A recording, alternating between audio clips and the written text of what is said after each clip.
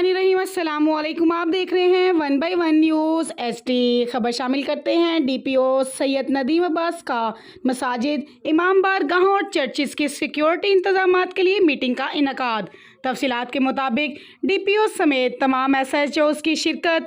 DPO के full proof security मुहैया करने के लिए मुतलका अफसरान को अहकामात जारी।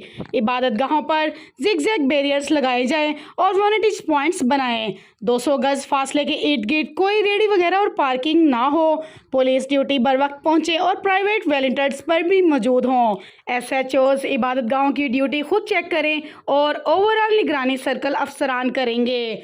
दौरान ड्यूटी किसी भी कोताही को बर्दाश्त नहीं किया जाएगा। इबादत गाहों की ड्यूटी पर मौजूद पुलिस अफसरान अवाम से रवैया शाइस्ता रखेंगे।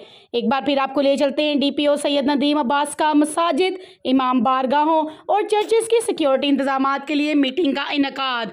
मजीद खबरों से बाखबर रहने के लिए देखते रहिएगा हमारा चैनल 1 बाय 1 न्यूज़ एचडी। ताज़ा तरीन अपलोड्स की नोटिफिकेशन हासिल करने के लिए हमारे चैनल को सब्सक्राइब करें और साथ में दिए गए घंटी के निशान को दबाना ना भूलें।